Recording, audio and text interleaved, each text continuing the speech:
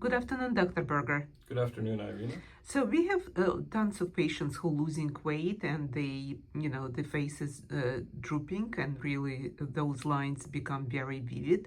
What do you usually use when you do injectables in terms of your aesthetic side of the practice? Yes, so loss of volume in the face, whether it be by aging alone or also due to weight loss, can be a concern for a lot of patients and can cause laxity of the skin and so forth. Um, There are fat pads within all parts of the face, and with aging, these can thin and descend, and this can cause the nasolabial folds and the marionette lines and these kinds of things that people would rather not have. There's also bone resorption that goes on, and also if you're losing weight, which can be wonderful for your overall health for many, many reasons, this can exacerbate the changes to the face.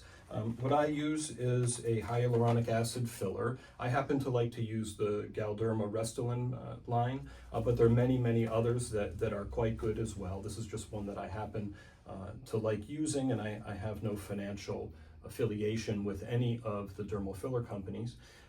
Dermal filler contains hyaluronic acid, at least in this form that I'm using, which is a natural component of the skin, and introducing it to replace the volume lost by fat pad thinning, bone resorption, as well as overall weight loss can help with those changes that I just referred to.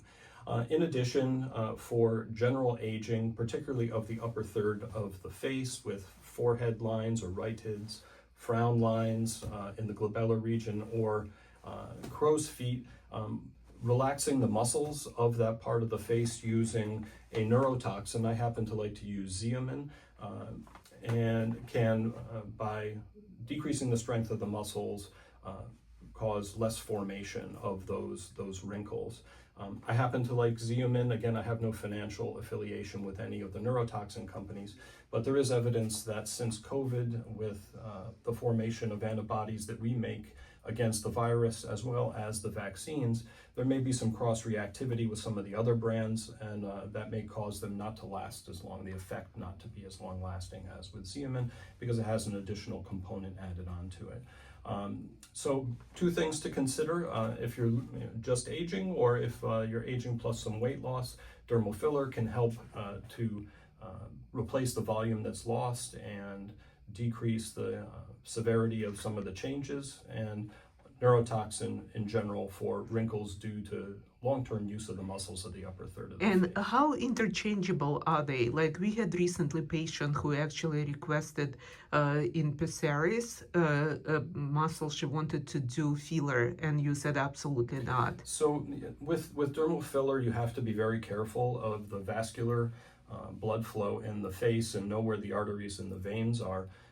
The biggest danger with using dermal filler is to occlude an artery and block its blood flow, or push the filler down the artery to an even more important artery. So there are parts of the face where I'm very cautious and generally don't go. Some people feel comfortable using filler in the glabellar region or along the nose for liquid rhinoplasty and so forth.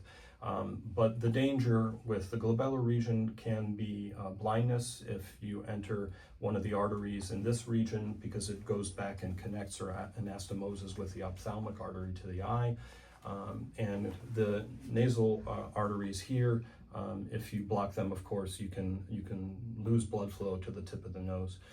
These are rare things, but I like to just stick to the areas that are safest, and not use dermal filler in those two particular locations. Again, some people feel comfortable doing that, but those are areas that I don't treat.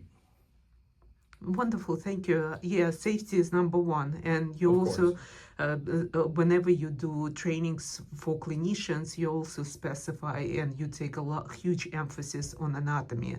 Of course, you can't be a safe injector unless you know the anatomy of the face very well. So important to consider going to someone who has extensive training in anatomy, has done hands-on training with experts. Sounds great. Thank you. So thanks for tuning in. Again, everything I offer in these videos is for educational purposes only. It does not substitute for medical advice. If you have questions or concerns about your health, please don't hesitate to reach out to your healthcare professionals, as no doctor-patient relationship is formed in this venue. If you'd like to learn more about what we can do in terms of your aesthetic appearance, but also your overall health in our concierge-style practice, please reach out to us. Northeast Medical Practice, 516-604-3418, online at northeastmedicalpractice.com, through our social media outlets, as well as the Longevity MD podcast on Spotify. But until we see each other next time, be in good health. Thank you.